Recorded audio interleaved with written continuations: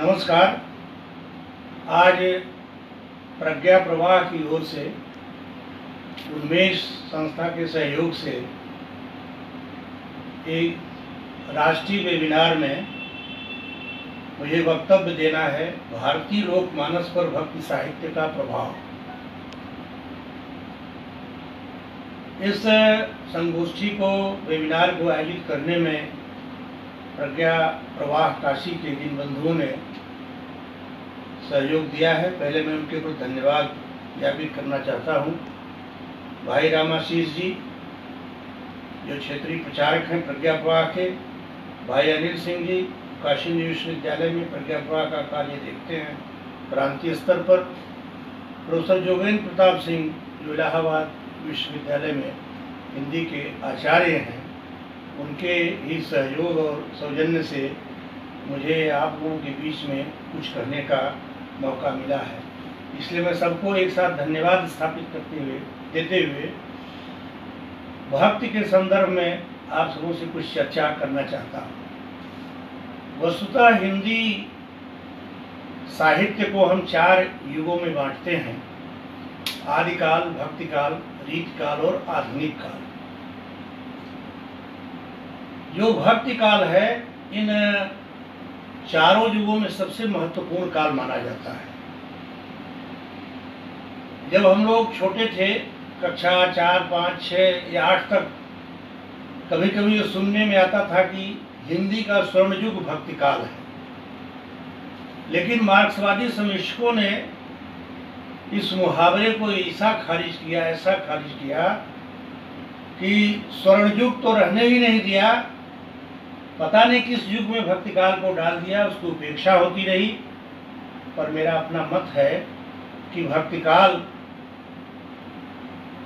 जनता को, लोक को सबसे प्रभावित करने वाला साहित्य हिंदी साहित्य को दिया था।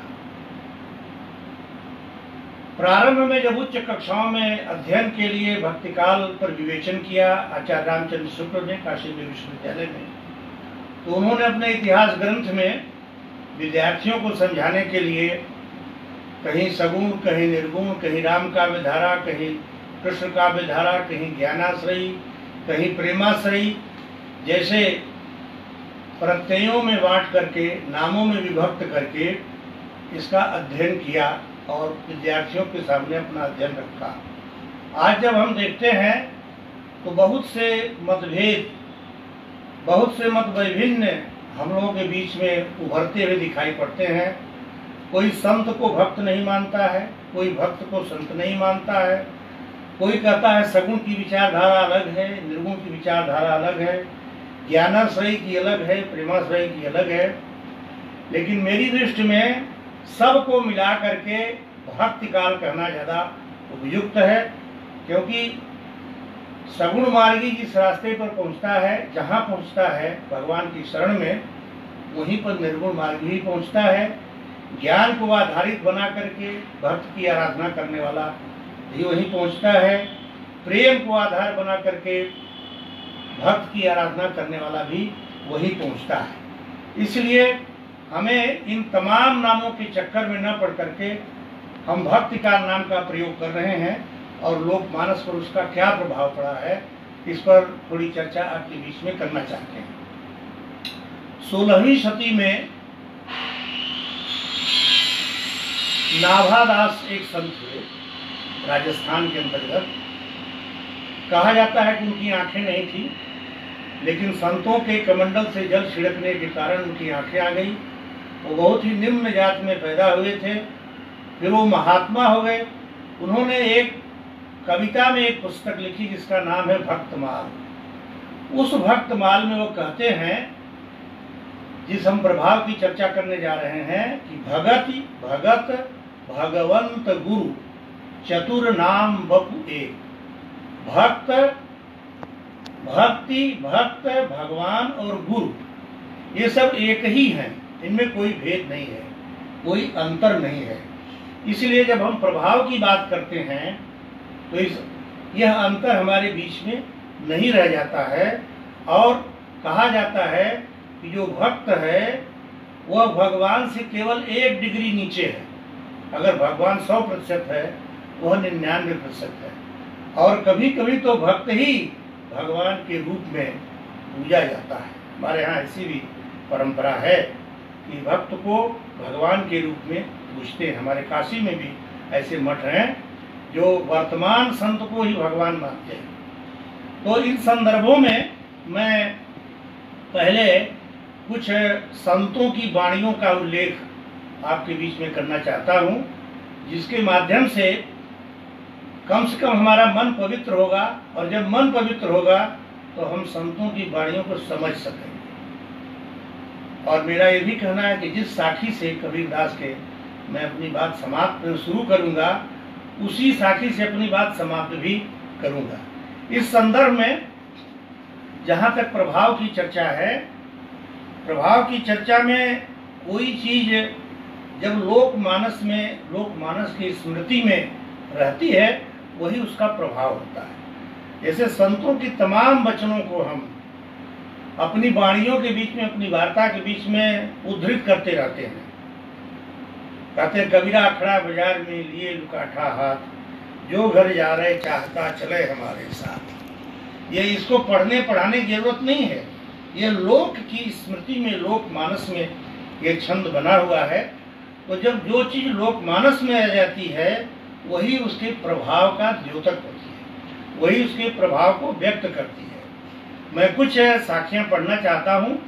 ये सारी साखियां लोक मानस में जीवित हैं, जीवंत हैं, प्रवहमान हैं।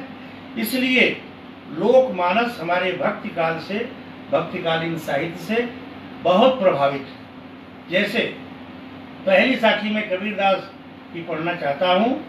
उस साखी के माध्यम से आप ये समझ सकेंगे कि संतों का, भक्तों का और उनके द्वारा रचित साहित्य का, यद्यपि साहित्य रचना उनका मुख्य उद्देश्य नहीं रहा है, अपनी वाणियों से मानव को संतोष प्रदान करना, मानव का जो भौतिक ताप है उसको मिटाना, और मिटाने के लिए भगवान की शरण में जाना संतों का ही उद्देश्य रहा है। उस संदर्भ में मैं एक साखी पढ़ना चाहता हूँ। अगिन लगी आकाश में, झरझर झरे आकाश, संत न होते जगत में, जल जाता संसार। संतों की यह प्रवृत्ति है कि वह मनुष्य के जो तमाम समस्याओं से ग्रस्त मनुष्य है, उसमें ऐसी वाणी का संचार करते हैं, उसकी चेतना जग जाती है, और जगने के बाद वह एक मनुष्य बन जाता है।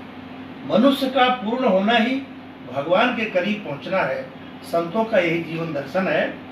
संत ये भी कहते हैं, आज का जो हमारा साहित्य है हिंदी का, वो साहित्य कितना प्रभाव डाल पाता है हम लोगों पर, हम लोगों को तो नहीं महसूस होता। जैसे पति पत्नी और वो, ये त्रिकोण जो प्रेम का त्रिकोणात्मक कहानी बनाई जाती है, इस त्रिकोणात्मक कहानी से केवल पढ़ करके हम कभी मायूस हो जाते हैं, उससे प्रभावित नहीं होते, उसका हमारे जीवन में कोई सकारात्मक प्रभाव नहीं पड़ता है। लेकिन बड़ी सरल सीधी वाणी में संत कवि जब कहता है कि अतिका भला न बोलना, अतकी भली न चूप, अतिका भला न बरसना, अतकी भली न धूप। कितने सामान्य शब्दों में, कितने सरल शब्दों में यह बात कब कहता है। और यह आप देखिए तो हमारे स्मृतियों में ये साखी जीवंत है, जीवित बनी हुई है। प्राय लोग इसकी चर्चा करते हैं। फिर कबीर साहब आगे कहते हैं कि ऐसी बानी बोलिए मन का आपा खोए, औरन को शीतल करे आप शीतल हो। तमाम झगड़े, तमाम संघर्ष, तमाम हिंसाएं केवल वाणी के माध्यम से घटित होती हैं। इसलिए कबीरदास इस बात की चर्चा अपनी साखियों में करते हैं। कबीरदास ये भी कहते हैं कि साईं इतना दीजिए जामे कुटुंब समाए, मैं भी भूखा ना रहूं साधु न भूखा जाए। हमें कितना धन चाहिए, कितनी सरल भाषा में और कितनी गहराई तक पहुंच करके कबीरदास ये बात कह जाते हैं। ये अपने आप में एक आश्चर्यजनक बात है। कबीरदास इतना ही नहीं कहते हैं, कहते हैं कि हमें संतोष करना चाहिए। गोधन, गजधन, बाजधन और रतन धन खान, जब आवे संतोष धन सब धन धूल समान। आज भौतिकता की आपाधापी में हम धन कमाने के लिए परेशान हैं, संतोष नहीं हमारे अंदर, और जब संतोष नहीं है तो हमारा सुखी जीवन भी नहीं है। इसलिए कबीर साहब कहते हैं, धीरे धीरे रे मना धीरे सब कुछ होए, माली सींचे सौ घड़ा ऋतु आए फल होए। संतोष हमें करना पड़ेगा, इंतजार हमें करना पड़ेगा, धैर्य धारण करना पड़ेगा, तब जाकर के हमारा जीवन सुखमय हो सकेगा। इसी तरह कबीर आप किसी भी से सुन लीजिए। मैं तो जब बहुत छात्र जीवन में था तो राजनारायण जी एक बड़े नेता हुआ करते थे, उनके मुंह से पहली बार मैं ये बात सुना था कबीर की साखी कि कबीरा खड़ा बाजार में लिए लुकाठा हाथ, जो जा रहे घर आपना चले हमारे साथ। इस माया को जितना ही आप समेटेंगे उतना ही परेशान करेगी। कबीर इधर भी संकेत करते हैं, ये हमारी स्मृतियों में जीवित है। बहुत से लोग इस साखी को अपनी वाणियों में वार्ता के समय बोलते रहते हैं। प्रायः लोग छोटी दर्जों में कक्षाओं में लोग चर्चा करते हैं कि काल करे सो आज कर, आज करे सो अब, पल में परलय होएगा, बहुर करेगो कब। यानी जो हमारी दीर्घ सूत्रता है कि ये काम हम कल करेंगे, काम को पेंडिंग में छोड़ने की जो प्रवृत्ति है, उससे हमारी कितनी हानि होती है। कबीर साहब इस बात को कितनी सीधी सरल साखी में कह देते हैं। कहते हैं कि ये संसार बड़ा कंड का खेल है।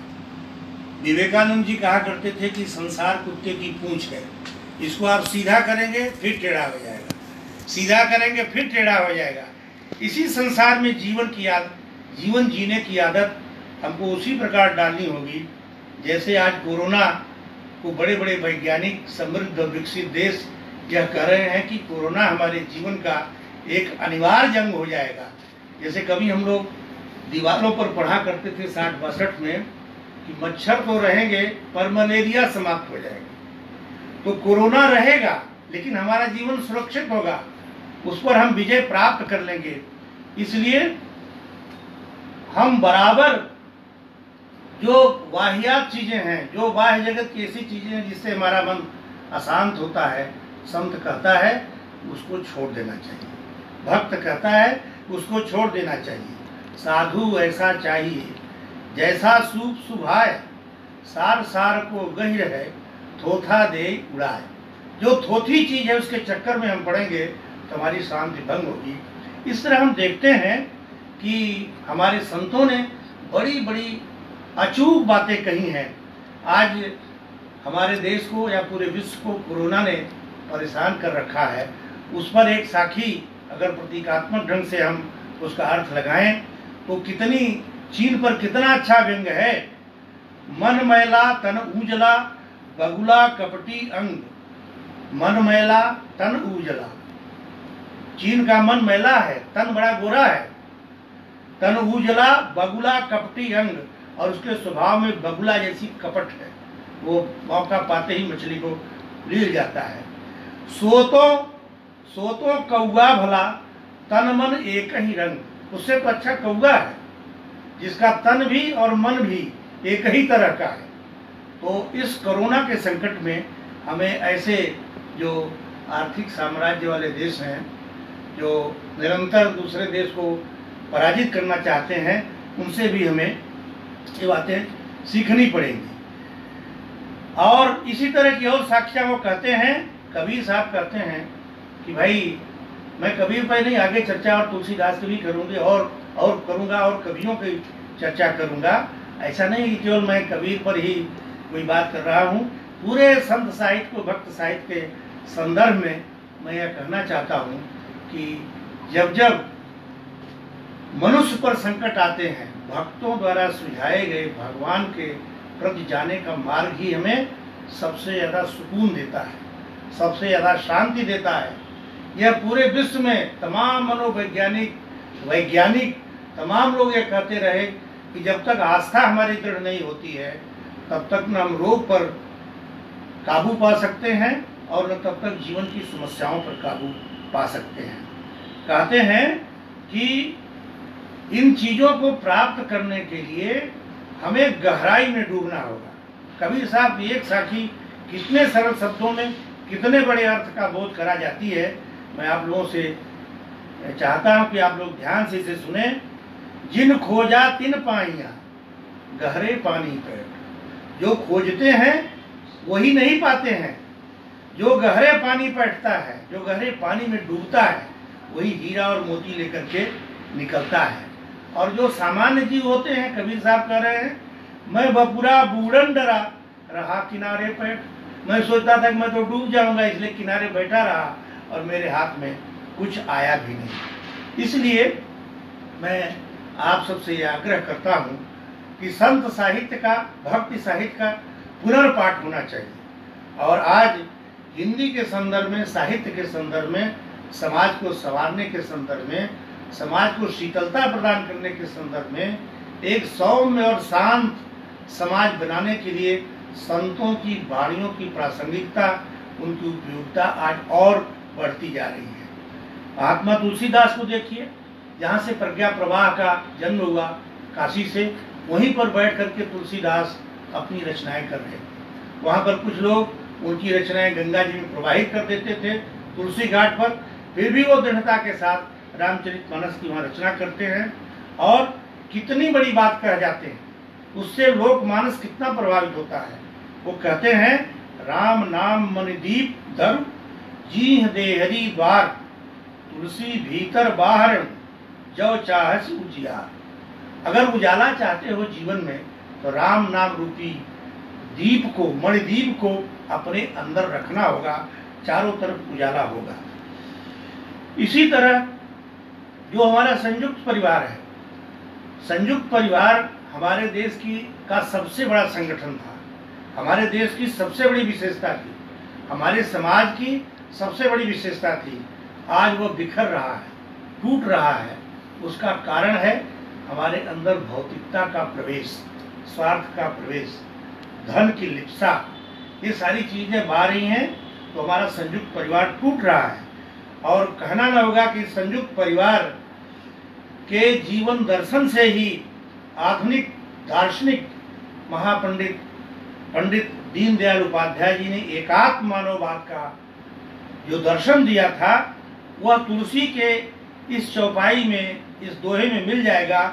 मुखिया मुख सो चाहिए, खान पान कहूँ एक, पालई पोसई सकल अंग, तुलसी सहित विवेक। जो मुखिया है, जो प्रधान है, जो घर का मालिक है, जो देश का प्रधानमंत्री है, प्रदेश का मुख्यमंत्री है, जिले का कलेक्टर है, अगर उस विवेक पूर्वक चीजों को लोगों के समक्ष रखता है तो हमारे संयुक्त परिवार की जो धारणा थी और पंडित दीनदयाल जी की जो एकात्म मानववाद की दृष्टि थी, दोनों एक साथ पूरे हो सकते हैं। इन संदर्भों में मैं कुछ और बातें आपके सामने रखना चाहता हूं। आचार्य शुक्ल ने कभी कहा था, एक बात मैं थोड़ा विस्मृत कर गया, हम लोग काशी के हैं और प्रज्ञा प्रवाह का केंद्रीय कार्यालय भी काशी है, काशी में इसका जन्म हुआ है। तुलसीदास और उनके एक मित्र थे, दोनों, मैं उस संदर्भ की चर्चा करना चाहता हूं जहां पर ये आज का विषय मुझे दिया गया है वक्तव्य देने के लिए कि भक्ति साहित्य का लोकमानस पर क्या प्रभाव पड़ा। महाराजा बनारस के राजकुमार आखेट करते हुए कहीं खो गए और उनके तुलसीदास के मित्र प्रहलाद घाट पर आए और कहे कि स्वामी जी बहुत अनर्थ हो गया, महाराज के पुत्र राजकुमार खो गए। तुलसीदास ने कहा घबराने की जरूरत नहीं है, आइए रामाज्ञा प्रश्न में आपका हल मैं निकाल देता हूँ। और रामाज्ञा प्रश्न जब उनके सामने रखते हैं वो कहते हैं कि सवेरे तक राजकुमार राजघराने में, रामनगर के घराने में आ जाएंगे। और वो बात उनकी सच हुई। महाराजा ने 1200 रुपया तुलसीदास के मित्र को दिया उस जमाने में, आज से 500 वर्ष पहले, और उस पैसे को उनके मित्र ने तुलसीदास को दे दिया। और तुलसीदास ने उन 1200 रुपयों से 12 हनुमत विग्रहों की स्थापना की, जिसमें एक संकट मोचन भी है, नरिया में है, कर्णघंटा पर है, प्रहलाद घाट पर है, और इस तरह 12 हनुमत विग्रहों की उन्होंने रचना की। आप देख लीजिए उन हनुमत विग्रहों से हमारा लोकमानस कितना प्रभावित है। संकट मोचन पर तो भीड़ लग जाती है, उस भीड़ का फायदा उठाते हैं हमारे आतंकवादी और वहां पर बम विस्फोट करते हैं। वो जानते हैं कि लोकमानस यहाँ सबसे अधिक प्रभावित है, पहले इस स्थान को निशाना बनाया जाना चाहिए। मेरे कहने का तात्पर्य है कि गोस्वामी तुलसीदास ने जो रामलीला की शुरुआत की, गोस्वामी तुलसीदास ने जो 12 हनुमत विग्रहों की स्थापना की, आज उससे करोड़ों करोड़ों लोकमानस प्रभावित है। भक्ति का यह भी एक साहित्य है। केवल भक्ति, केवल साहित्य, लिखा हुआ साहित्य नहीं होता है। तुलसीदास ने जो काम किया 12 हनुमत विग्रहों को स्थापित करके, वह अपने आप में एक बड़ी चीज है। बाल लीला, रास लीला, दान लीला, रामलीला, ये सारी चीजें ऐसे ही नहीं है। अगर हम आधुनिक दृष्टि से देखें, अगर हम जो चल रहा मार्क्सवादी चश्मे से चीजों को देखें, तो ये बड़ी पिछड़ी हुई, बड़ी बुर्जुआ चीजें, बड़ी कथानक वाली चीजें हमें लग सकती हैं।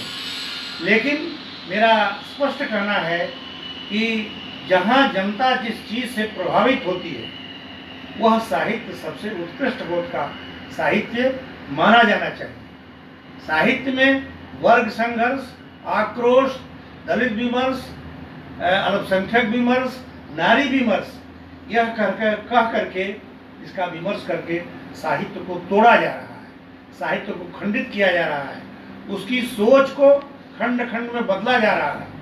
भक्ति साहित्य हमें इस बात पर पुनर्चिंतन करने का अवसर देता है कि हमें चीजों को खंड दृष्टि से नहीं देखना है, हमें एक समग्र दृष्टि से चीजों को देखना है, तब एक निष्कर्ष निकलेगा।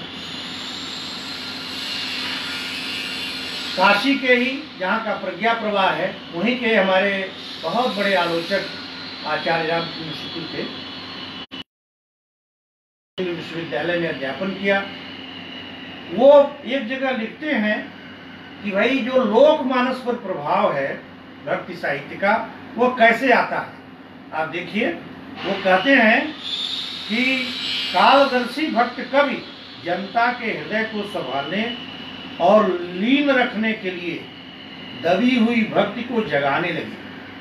क्रमशः भक्ति का प्रवाह इतना प्रबल और विस्तृत होता गया कि उसकी लपेट में केवल हिंदू जनता ही नहीं, देश में बसने वाले मुसलमानों में भी न जाने कितने आ गए। प्रेम स्वरूप ईश्वर को सामने लाकर कवियों ने हिंदुओं और मुसलमानों को मनुष्य के सामान्य रूप में दिखाया और भेदभाव के दृश्यों को हटाकर पीछे कर दिया। शुक्ल जी कितनी बड़ी बात करते हैं कि लोकमानस पर इन भक्त कवियों का कितना प्रभाव पड़ा है। इस संदर्भ में मैं आप लोगों से यही कहना चाहता हूँ कि जो हमारा भक्ति साहित्य है वो बहुत विस्तृत है। पूरे देश में, पूरे भारतीय भाषाओं में हमारा भक्ति साहित्य है। भाषाएं भिन्न भिन्न हैं, लेकिन सबका स्वर एक है। ज्ञानदेव, नामदेव, गोरखनाथ, कबीर साहब, ये सबका स्वर एक है। आप उधर दक्षिण में चले जाइए तो उनकी भाषा भिन्न है, लेकिन स्वर एक है कि हमें शांति कहाँ मिल सकती है, परमात्मा की शरण में मिल सकती है। वह चाहे तिरुवल्लुवर हो, चाहे और संत दक्षिण के हों, जो द्वादश संत वहाँ के हैं, जो नायनार और ये संत हैं, ये लोग भी केवल इसी बात को कहते हैं कि अगर हमें अपने जीवन को सौम्य बनाना है, जीवन को शांत बनाना है, जीवन को उन्नत के मार्ग पर ले जाना है, जीवन को सुखी रखना है, तो संतों का संसर्ग करना चाहिए। इसलिए कबीरदास बड़ी ललकार के साथ कहते हैं कि राम बुलावा भेजिया दिया कबीरा रो, जो सुख साधु संग में सो बैकुंठ न हो। कितना बड़ा प्रगतिशील, जिसको लोग आज प्रगतिशील के नाम पर धर्म निरपेक्ष, संस्कृत निरपेक्ष, राष्ट्र निरपेक्ष, भाषा निरपेक्ष भाव की वकालत करते हैं, उसको कबीर साहब कितने ढंग से कहते हैं कि अगर हम संतों का संसर्ग करें तो हमें हमारे जीवन में अद्भुत परिवर्तन आ सकता है। इसलिए कबीर साहब ठुकरा देते हैं, कहते हैं कि जो सुख साधु संग में सो वैकुंठ न हो, वह स्वर्ग में सुख भी नहीं मिल सकता है। संस्कृत का एक श्लोक आता है जिसमें सत्संगत की महिमा पर, और आप जानते हैं कि जो हमारा संत साहित्य है, भक्ति साहित्य है, वो सत्संग की महिमा पर बहुत बल देता है। हम लोग भी जब पुस्तकों में पढ़ते थे पदों को, चौपाइयों को, दोहों को, साखियों को, तो बातें बहुत स्पष्ट नहीं होती थी। संयोग से संतों के साथ बैठने का अवसर मिला, संतों के साथ काम करने का अवसर मिला, ऐसे कई योजनाएं करने का अवसर यूजीसी से मिला, तो मुझे लगा कि हम लोग तो जो वाणियाँ पढ़ रहे थे उसका अर्थ हम लोग जानते ही नहीं। संतों के साथ बैठ करके ही वो अर्थ सीखा जा सकता है। इसलिए संत कथनी के बजाय करनी पर जोर देते हैं। हमारे काशी के ही रैदास, आप देखिए जीवन में कितना प्रभाव पड़ा है। रविदास, रूईदास, रैदास, लेकिन रैदास नाम उनका बहुत प्रचलित है। आज पूरा पंजाब, पूरे विदेश के लोग क्या बिना प्रभाव के ही उनके जन्मदिन पर काशी में जुटते हैं। पूरा स्टेशन भरा रहता है, कैंट पूरा शहर भरा रहता है, जाम लग जाता है। यह प्रभाव ही तो है संत रैदास का। और उस प्रभाव से कुछ समय में जो हरिजन बंधु थे अपना नाम रैदास, अपनी जाति रैदास बताने लगे थे। ये उनका प्रभाव था। जो कहते थे प्रभु जी तुम चंदन हम पानी, प्रभु जी तुम चंदन हम पानी, हम दोनों मिल करके जब एक हो जाएंगे तब सही समाज बनेगा। इसी बात रैदास जी बराबर कहा करते थे। इसलिए मैं उस रैदास जी को, उस कबीर साहब को, काशी के उन संतों को, प्रज्ञा प्रवाह को, सबको प्रणाम करता हूँ। लेकिन दो छंद और आप लोगों के सामने रखना चाहता हूँ। मध्यकाल में हमारे देश में मुसलमानों का शासन हुआ, इस्लाम मतावलंबियों का शासन हुआ, लेकिन वहाँ भी जो हमारा भक्ति साहित्य है वह इस्लाम की आंधी को रोकने का बहुत बड़ा काम किया। तुलसीदास ने जब 12 हनुमत विग्रहों की स्थापना की, वहाँ 12 अखाड़े भी बने, वहाँ लोग कुश्ती भी लड़ते थे, शरीर को सबल करते थे कि जब तक हम शरीर और मन से सबल नहीं होंगे। और इसीलिए उन्होंने हनुमान को अपना देवता माना, जो बुद्धि में और विवेक में और बल में सबसे अधिक, सबसे श्रेष्ठ माने जाते हैं। उस हनुमान को उन्होंने अपना देवता माना। और जो पराधीनता की, गुलामी की आंधी थी, उसको भक्ति साहित्य का पहाड़ खड़ा करके रोकने का अद्भुत प्रयास हमारे संतों ने किया। अगर ऐसा न किया होता तो शायद आज हमारे देश का नाम भी दूसरा होता और हम लोग भी दूसरे होते, हम लोग भी दूसरा नाम लिख रहे होते। ये संतों का प्रभाव है, ये संतों का असर है, ये संतों की वाणियों का प्रभाव है, जिसके कारण आज हम अपने मूल चेतना में, मूल देश में, मूल जाति व्यवस्था में, मूल धार्मिक आस्था में, मूल सांस्कृतिक चेतना में आज हम जीवित हैं। इसलिए हम बराबर संतों के ऋणी हैं। और मैं तो आग्रह करता हूँ कि संत साहित्य का, भक्ति साहित्य का पुनर्पाठ होना चाहिए, इतिहास ग्रंथ लिखे जाने चाहिए, संतों की क्या विशेषता है उसको प्रमाणित करना चाहिए पाठ्यक्रमों में। जब हम बच्चों के सामने ये चीज़ प्रस्तुत करेंगे तो निश्चित रूप से संतों का प्रभाव साहित्य में और बढ़ेगा। जो हमारा मध्यकाल है उसमें मुसलमानों के शासन के कारण बहुत सी परेशानियां आ गई थी। बहुत से मंदिरों में पूजा बंद हो गई, घंटा घड़ियाल बजाना बंद हो गया, तरह तरह की, मैं किसी इस्लाम या किसी की आलोचना नहीं कर रहा हूँ, पर उन लोगों ने अपने स्तर से इस तरह का कार्य किया और इस तरह के कार्य करने में लोगों ने, जो यहाँ का मौलिक धर्म था, जो यहाँ का वास्तविक धर्म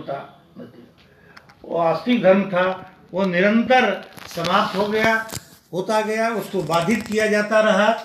और उस बाधा में बराबर संतों का साहित्य हमें एक संबल देता रहा, हमें एक प्रकाश देता रहा। मैं चर्चा करना चाहता हूँ मध्यकाल की एक कवियत्री का, जिनका नाम है चांद बीवी। वो मुसलमान परिवार से, इस्लाम परिवार से आती भी हैं, लेकिन भक्ति साहित्य का इतना प्रभाव था, ब्रज की रहने वाली थी, कृष्ण का इतना प्रभाव था कि वो ललकार करके कहती हैं। उनके छंद को आपके सामने रख करके मैं अपनी बात समाप्त करना चाहता हूँ। वो कहती हैं कि देखो भाई, जो हूँ तो मैं मुगलानी, मैं हूँ मुसलमान, लेकिन मैं कृष्ण के स्वरूप से इतना अधिक प्रभावित हूँ, कृष्ण के स्वरूप में मेरा इतना मन लगता है कि मैं तो सब कुछ त्याग दी, कलमा कुरान ये वो सब मैंने छोड़ दिया। उनका एक छंद है, वो कहती हैं, देखो अपनी सखी से कहती हैं, देखो छैल जो छबीला सब रंग में रंगीला, बड़ा चित्त का अड़ीला कहूँ देवता सो न्यारा है। ये प्रभाव देखिए आप, भक्ति साहित्य का प्रभाव भारतीय जनता पर, हिंदू धर्म को, सनातन धर्म को मानने वाले व्यक्ति पर नहीं, एक ऐसी महिला पर पड़ रहा है जो राज दरबार से आती हैं, कवित्री हैं, मुसलमान हैं, और वो कहती हैं छैल जो छबीला सब रंग में रंगीला, बड़ा चित्त का अड़ीला कहूँ देवता सो न्यारा है। माल गले सो है, नाक मोती सेत जो है, कान कुंडल मन मोहे, लाल मुकुट सिर धारा है। दुष्ट जन मारे सब संत जो उबारे, ताज चित्त में निहारे मन प्रीत करण वारा है। नंद जी का प्यारा जिन कंस को पछारा, वह वृंदावन वारा कृष्ण साहेब हमारा है। आप कल्पना कर सकते हैं, एक मुसलमान, वो भी स्त्री, इस प्रकार की कल्पना करती है और अपनी कविता में इस प्रकार की बात व्यक्त करती है। यह भक्ति साहित्य के प्रभाव की पराकाष्ठा है। एक छंद और मैं चांद बीवी का आपके समक्ष रखना चाहता हूँ, जिस छंद के माध्यम से आप ये कल्पना कर सकते हैं कि भक्ति साहित्य कितना प्रभावित हमको कर सका था। अपनी सखी से कहती हैं, कृष्ण को ही आराध्य बना करके कहती हैं, सुनो दिल जानी, सुनो दिल जानी मेरे दिल की कहानी, तुम दस्त की बिकानी बदनामी भी सहूंगी मैं, देव पूजा ठानी मैं निवाज हूँ भुलानी। नमाज इत्यादि सब भूल गई हैं कृष्ण के मोहक रूप में। ये भक्तों का ही, भक्ति साहित्य का और भक्तों के उपास्य का ही प्रभाव है। कहती हैं, देव पूजा ठानी मैं निवाज हूँ भुलानी, तजे कलमा कुरान सारे गुणन गहूंगी मैं। कलमा कुरान सब कुछ मैंने छोड़ दिया, मेरा मन तो उस सांवले कृष्ण में रम गया। सांवला सलोना सिर ताज सिर कुल्ले दिए, तेरे नेह दाग में निदाग ही रहूंगी मैं। तेरे प्रेम रूपी गर्मी में मैं बिना वैसे ही जल जाऊंगी। नंद के कुमार कुर्बान तेरी सूरत पे, हूं तो मुगलानी हिंदुआनी हुए रहूंगी मैं। अंतिम पंक्ति कितनी जबरदस्त है, कितनी प्रभाव उत्पन्न करने वाली पंक्ति है, आप इसकी कल्पना कर सकते हैं। और इस कल्पना के साथ इस बात को रखते हुए मैं ये कहना चाहता हूँ कि जो हिंदी साहित्य में का जो 1000 वर्ष का इतिहास है, उसमें सबसे समुज्ज्वल इतिहास, जनता को दिशा देने वाला साहित्य, जनता के मन में संतोष उत्पन्न करने वाला साहित्य, अच्छा नागरिक बनाने वाला साहित्य भक्ति साहित्य है। उसको आप संत साहित्य कहिए, निर्गुण कहिए, निराकार कहिए, प्रेमाश्रयी कहिए, ज्ञानाश्रयी कहिए, राम भक्ति कहिए, कृष्ण भक्त कहिए, या जैसी की भक्ति कहिए, कहीं कुछ भी कहिए, लेकिन उसका प्रभाव हमारे समाज पर, जो आज से 500 वर्ष पहले उन सबों ने साहित्य रचा था, आज भी हमारे जीवन में उसका प्रभाव दिखाई पड़ता है। इसलिए हम बात बात में कहते हैं वो साधु हो गए, वो संत हो गए। हम ये कभी नहीं कहते को मार्क्स हो गए, हम ये कभी नहीं कहते को लेनिन हो गए, हम ये कभी नहीं कहते को फला हो गए। हम यही कहते हैं वो सधुआ गए, वो साधु हो गए, वो संत हो गए, वो उनका मोह टूट गया और वे अब संत हो गए। संतों का यही उद्देश्य है कि जब तक आत्मा परमात्मा का आना जाना लगा रहेगा, प्रेम लगा रहेगा, क्योंकि राम ही केवल प्रेम प्यारा, प्रेम ही ऐसा तंतु है, प्रेम ही ऐसी रज्जु है जिसके माध्यम से पूरी राष्ट्रीय एकता को, सामाजिक एकता को हम रख सकते हैं। और उस एकता में भक्ति साहित्य का अप्रतिम महत्व है। फिर मैं जो शुरू में मैंने बात कहा था कि संतों का क्या महत्व है हमारे जीवन में, हमारे सामाजिक जीवन में संत साहित्य का क्या प्रभाव पड़ा है, एक वही साखी फिर मैं दोहराते हुए अपनी बात को समाप्त करना चाहता हूँ। अगिल लगी आकाश में झरझर झरे अंगार, संत न होते जगत में जल जाता संसार। आप सबको प्रणाम, नमस्कार और अपनी वार्ता में ही समाप्त करता हूँ।